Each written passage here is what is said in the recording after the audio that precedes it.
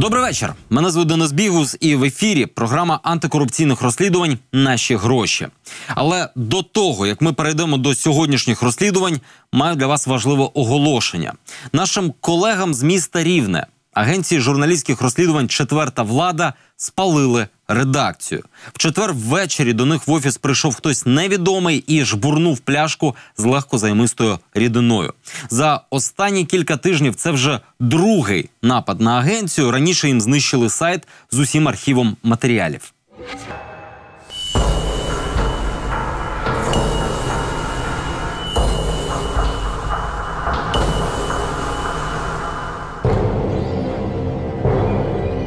Я почула, що відчинилися двері знизу і якісь рухи, якісь кроки знизу. Через кілька секунд чую якісь там брязки скла, ніби якийсь вибух, якийсь такий хлопок, щось ніби падає, брязкає. Син якраз назустріч вбігає, каже, там підпалили щось. Ми всі швиденько до сходів і тут бачимо, що такий темний чорний дим валить. Перелякалися, всі вибігли з приміщення, почали шукати відра, гасити. Побачили, що тут якась ніби як пляшка. Ну, вже коли почали відрами заливати, коли пожежники приїхали, то вже головне джерело полум'я вже не горіло. Ви самі локалізували, так? Так. Обидва напади трапились під час розслідування корупції у місцевому медичному коледжі. Журналісти виявили, що купується і продається там все, що можна лише тільки уявити. І я зараз, як розумієте, не про булочки в столовій. Цей матеріал вийде у нашій програмі за 2 тижні. І страшенно шкода, що анонсувати початок роботи з регіональною мережею доводиться за таких диких обставин. Тим часом наша програма продовжує досліджувати долі фігурантів справ Майдану. І цього разу подивимось, як живеться Віктору Крайтору. Крайтор – голова управління Служби безпеки України у Хмельницькій області. Під час Майдану він віддав наказ стріляти. Його підлеглі відкрили вогонь по натовпу, який зібрався на площі перед управлінням. Потім Крайтор публічно взяв на себе відповідальність за цей наказ. Розпочалось розслідування. Чим воно закінчилось і як далеко пан СБУшник доніс взяту на себе відповідальність, розповість Данило Мокрик.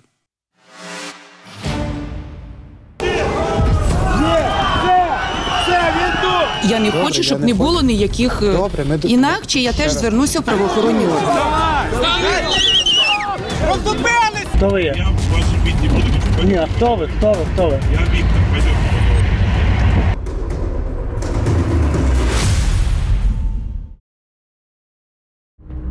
19 лютого 2014 року біля приміщення СБУ у Хмельницькій області збираються активісти.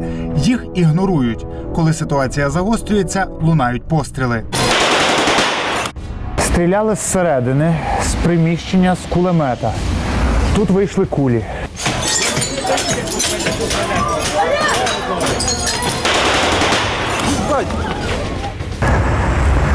Тут стояли люди. Багато людей. В них влучило. Тут лежала Людмила Шеремет.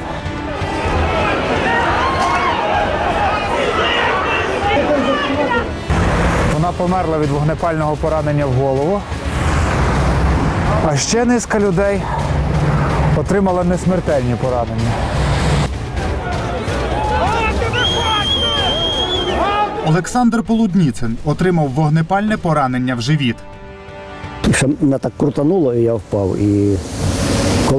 А потім я підвівся вже там, не на ноги, а сидячи на тротуарі, я побачив, що жінка тут метрів 2-3 від мене лежить.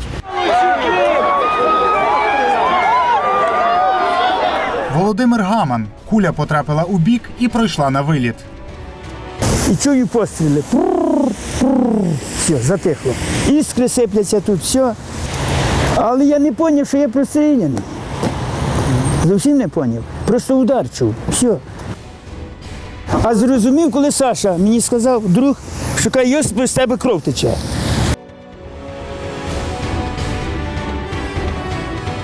Олегу Топольницькому кулеметною чергою роздробило праву ногу. Через тиждень її ампутували. Я вже не міг встати. У мене нога була роздроблена, кістка, порвані судини і нерви пошкоджені. Мене звідти зашморгом витягали. Від кулеметної черги біля СБУ загинула Людмила Шеремет. Ще 4 отримали травми. Пізніше вночі від куль загинув іще один хлопець, і ще майже 10 активістів отримали поранення.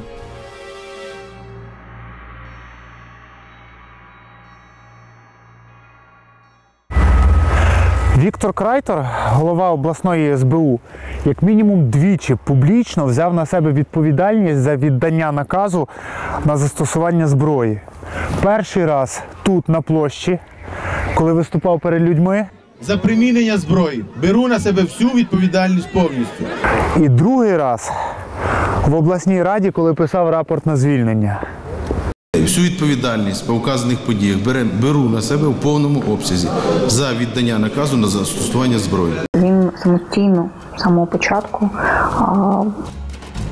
можна сказати, взяв на себе відповідальність, і це насправді викликало певну повагу, наприклад, в мене, якби не подальші події. Провадження з самого початку розслідувала військова прокуратура Західного регіону. Відразу після цих подій був затриманий начальник СБУ в Хмельницькій області Крайтор. Йому повідомлено про підозру про перевищення службових повноважень, і він був взятий під варту. Вже в квітні Віктор Крайтор опинився на волі.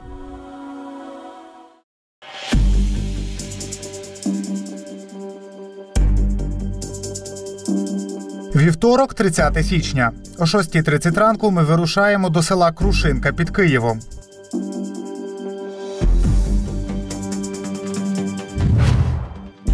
Тут будинок, записаний на батька Віктора Крайтора.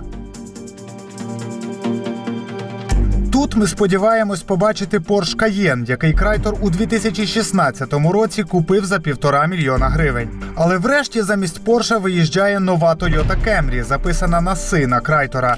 Номерний знак у неї точно той самий, що був у Porsche. Водія через тоноване скло не видно. 20 березня 2015 року військова прокуратура Західного регіону закрила кримінальне провадження. У діях Крайтора не знайшли складу жодного злочину. Крайтор навіть залишився у СБУ. Його виявили з-під кримінальної відповідальності. І спочатку це зробили досить віртуозно. Спочатку замінили кваліфікацію на халатність. І халатність – це середня важкість. Термін розслідування по середній важкості – 1,5 року. І чи не в останній день цього терміну закрили провадження. Після закриття кримінального провадження, тобто Крайтор не був звільнений з посади, мається на увазі з органів СБУ, з посади начальника управління він звільнений, але не з органів СБУ. Четвер, 8 лютого. Ми знову у Крушинці. Знову бачимо Тойоту і знову не бачимо Порша. Декілька годин у засідці вичерпують терпіння. Йдемо до охорони котеджного містечка. О, він, може, сутки не будь. У мене десь з мені виїхав, він приїжджав. Окей. Добре. Так що созванюйтесь, щоб ви могли попасти. Тебе не обнадьожить, бо може бути місяцями немає отут. Да. Підозра була змінена на халатність Крайтору. Тобто, що просто особа не забезпечила певну охорону приміщення, охорону громадського порядку навколо приміщення підлеглого, що призвело до тих же ж наслідків, які сталися. Був такий момент, ми те, про що говорили, прокуратура сама клопотала про пом'якшення запобіжного заходу. Тобто прокуратура Західного регіону казала, не треба його тримати під вартою, треба його, значить, це... Ми більше не вважаємо, що ризики є. Да? Ну, взагалі, це я таких випадків в своїй практиці не знаю. В моїх підзахисних і навіть там, де я представляла потерпілих осіб, таких випадків я реально не знаю. Віктор Крайтор продовжив роботу в СБУ. Служба відрядила його до державного авіадиспетчерського підприємства «Украерорух». Субота, 10 лютого. Ми йдемо до будинку в селі Крушинка. На дзвінок відкриває дружина Віктора Крайтора – Катерина. Добрий день. Ми до Віктора Михайловича. А я з розводі з ним. Чого сюди прийшли? За документами, Віктор і Катерина Крайтори дійсно нещодавно розлучилися – у жовтні минулого року.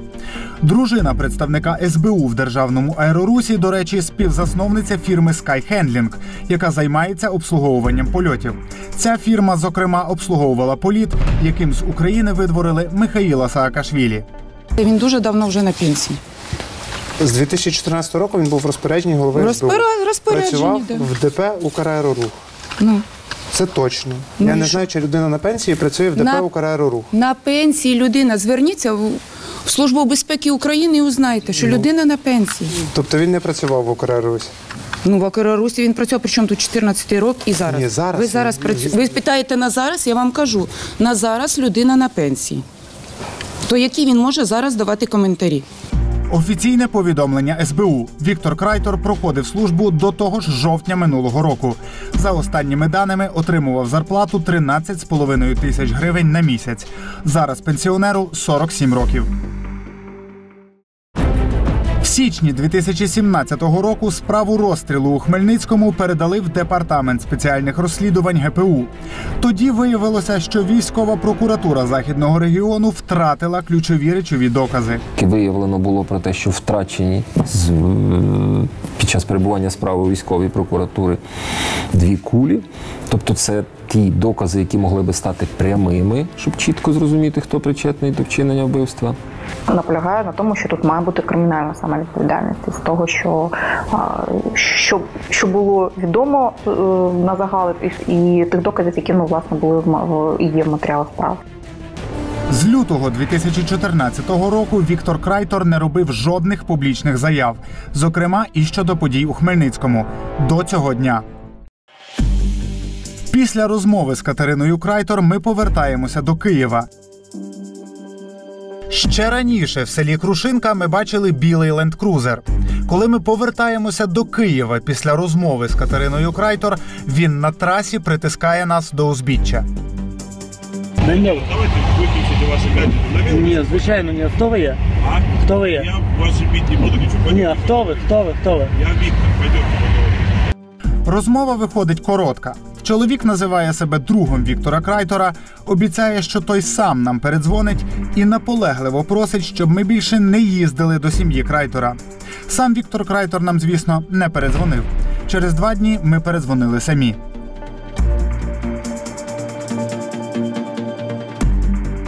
Ви сказали тоді, що ви берете на себе відповідальність за видання наказу на застосування зброї. Так, я давав наказ на застосування зброї для проведення попереджувальних поступів. То в чому проблема? Підніміть статут Збройних сил України, накази Служби безпеки України. І подивіться, там це чорним по білому написано. Що значить попереджувальна стрільба бойовими патронами в ситуації, коли на відстані там менше 50 метрів натовп і там не земля, там бетон і асфальт. Тобто яка може бути попереджувальна стрільба? Куди? Але ми питаємо у Віктора Крайтора не тільки про Хмельницький Майдан. Тобто ви вважаєте, що зарплата працівника СБУ дозволяла купити Porsche Cayenne і будинок в Крушинці, правильно? Послухайте, тож я нічого не вважаю. Якщо ви так вважаєте, то вважайте собі, дай Бог вам здоров'я. Тобто ви не за зарплату це купили? Це ви так придумали? Я вас питаю. Ви самі задаєте питання і даєте на нього відповідь. Я вас прошу на нього просто відповідь. Вже нема бажання з вами розмовляти. До побачення. Шкода, бо розмовляти ще було про що. Наприклад, про мінімум 7 авто, які змінилися у Віктора Крайтора і його рідних за останні 7 років. 2 Лексуси, Range Rover, Mercedes, Volkswagen Touareg, Porsche Cayenne і тепер ще й Toyota Camry в сина. Зарплата Крайтора в той час коливалася від 10 до 13,5 тисяч гривень. Але навіть за місцем прописки Віктора Михайловича ми цю розмову продовжити не змогли. Они прописаны здесь, но они тут не живут. Вони здають в оренду її? Нет, они не живут. Ні старший, ні син, ні внук? Нет, квартира просто стоит чистая. У чистоті майна Віктора Крайтора і його походження ми не переконалися. Зате переконалися в існуванні ефектного маневру. взяти на себе відповідальність, коли загинули люди, не відповісти за це перед судом, спокійно допрацювати до пенсії і комфортно жити далі. Перше, він був в той день там, він володів ситуацією, і, власне, те, що його підлеглі стріляли в людей, фактично це дійсно його відповідальність. А ви думаєте, відповідати має керівництво? Звичайно, бо керівництво дало такий наказ. Це ж не вистрілив так собі хто-небудь з переляку чи що. Є ще можливість встигнути, тобто якщо в один день особі повідомити про підозру і відразу оголосити про закінчення, то таким чином можна, тому що після оголошення про закінчення досудового розслідування вже строки не течуть.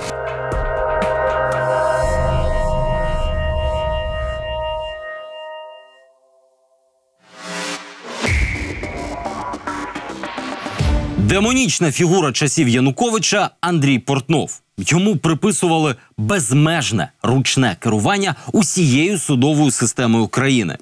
Будь-яке судове рішення, хоч господарське, хоч кримінальне, призначення та звільнення суддів, взагалі будь-що.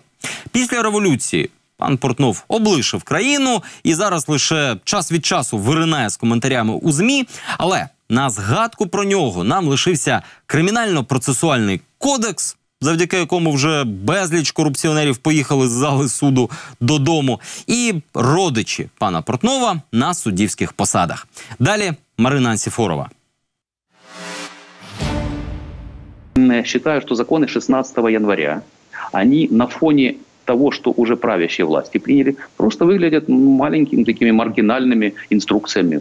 Андрій Портнов – досвідчений юрист, в минулому член Вищої ради правосуддя, яка призначає та звільняє суддів.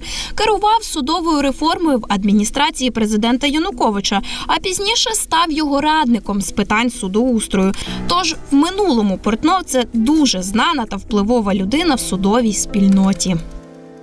Поки Андрій Портнов був членом Вищої ради правосуддя, тоді ще й юстиції, суддями стали кілька його родичів. Зокрема, брат тодішньої дружини Андрій Сакірський та колишня дружина Інна Белоконна. Інна Белоконна – суддя Оболонського райсуду Києва. На початку 2012-го, в час, коли Портнов очолив судочинство в адміністрації президента, її призначили суддею на 5 років. До цього вона набувала стаж в юридичній фірмі, в якій працювали й інші родичі Портнова. Очень давно, это было... Так, Лилечка у нас 94-го. 94-го. Як я. А они года два, наверное, как прожили, разошлись. Угу, я зрозуміла. То ніяких отношень. Белоконна не фігурувала у гучних скандалах і не привертала увагу громадськості неправосудними рішеннями. Спочатку ми зацікавилися нею як екс-дружиною куратора судоустрою часів Януковича. Проте Портнов наполягає, жодних відносин екс-подружжя не підтримує. Окей, ми залюбки у це повіримо, але тоді виникає питання, звідки дуже вартісне, якщо не сказати розкішне, майно урядової судді, нехай і столичного, але районного суду.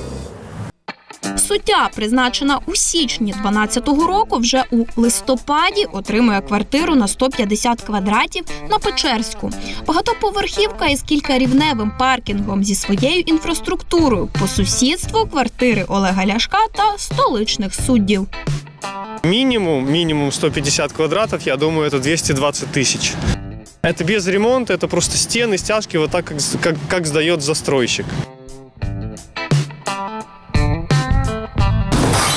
Ну що, давайте глянемо, де тут проживає служителька Феміди в Оболонському суді. Так, що тут ми бачимо? Це не те, тут нема. О, так, це теж виходить не те.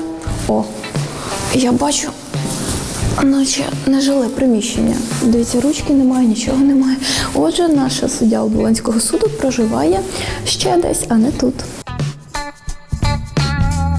Найцікавіше, що на кілька поверхів нижче, зовсім несподівано, знаходиться і квартира Андрія Портнова. Портнов, да. Оце він при мені. Я працювала 3 роки тому. Портнов Андрій Володимирович. Того ж місяця, у листопаді 2012-го, з'являється квартира у спільного сина Білоконної та Портнова – Ігоря. 19-річний студент юридичного факультету стає щасливим власником квартири на 150 квадратів на Кловському узвозі. Тут мешкає не тільки студент Ігор Портнов, а й його тітка, екс-суддя Олена Ісаєвська. Окрім сім'ї, власниками елітного житла є екс-заступник генпрокурора Яреми Анатолій Даниленко та родина столичного прокурора Київської міської прокуратури номер 6 Павла Міленіна. Люксова квартира на 150 квадратів, плюс ще одна люксова квартира на 150 квадратів. Навряд чи можна купити такі хороми на суддівську зарплатню. Тож ми спочатку подумали, що це могла купити людина багатша, наприклад, Андрій Портнов. Але ж він від зв'язку з екс-дружиною відхрещується. У коментарі журналістам Андрій Портнов написав коротко: «Сімейних стосунків не підтримують десь років 20». До Інни Белоконної давно не маю жодного стосунку. Зверніться за інформацією, будь ласка, до неї самої. Ми не разом з 95-го року. Спочатку суддя навіть погодилася поговорити про свою декларацію. Давайте завтра. На роботі ми зустрічаємося. Да, я в Оболонський райсуд під'їду. Хорошо, давайте в часиків в 11. В 11, добре? Однак пізніше зустріч відмінила та пояснити, звідки в судді новачка такі статки, не захотіла. Окрім 3 квартир, у родини є ще й будинок. У 13-му році батько Інни Белоконної купує ділянку та будинок на 380 квадратів під Києвом, ніби зароблений в цеху. Папа наш був начальником цеха. Якого? Ми з Луганська. Ми ж з Луганська. Начальником цеху? Да, промстроя. Ага, а ви? Я працювала на заводі ОР. На керівних посадах працювали? Я не на керівних, я працювала гальваніком. Це складна робота. І додає, що розпродали у Луганську усе, що мали, аби отримати цей клаптик столичної землі.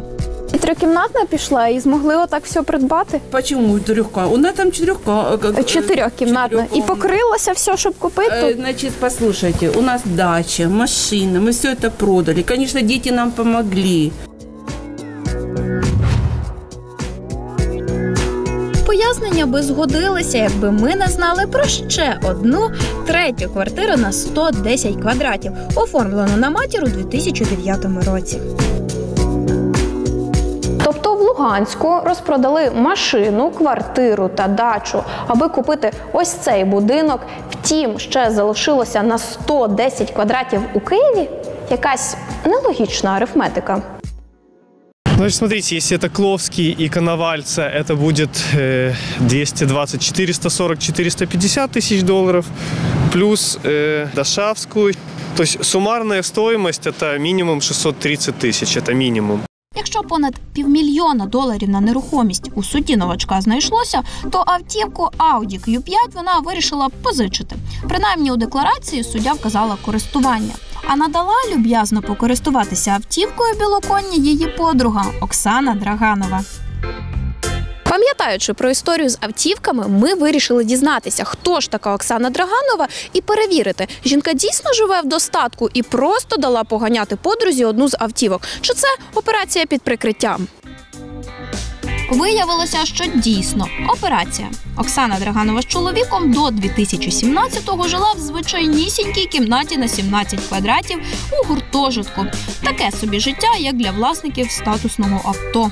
Ви можете побачити ось ці хороми, але жіночка могла собі дозволити таку вартісну автівку і жити в цьому гуртожитку. Давно вона тут не живе? Просто, щоб я розуміла. А скільки? Год уже точно. Год не живе, так? Якось не віриться у те, що жінка вирішила придбати іномарку, гуртуючись у кімнаті в 17 квадратах. У той час, як чоловік Оксани працював звичайнісіньким водієм. Він шукав роботу шофера із скромним окладом 5 тисяч гривень за кілька років до несподіваного придбання Audi Q5. Схоже, що подружжя в гуртожитку ретельно приховувало золоті запаси. Після кількох невдалих спроб поговорити з Белоконною, ми вирішили чекати її на екзаменах. Зараз суддя доводить, що може судити безстроково. В неї перевіряють усе – статки, досвід, зв'язки, професійний бекграунд.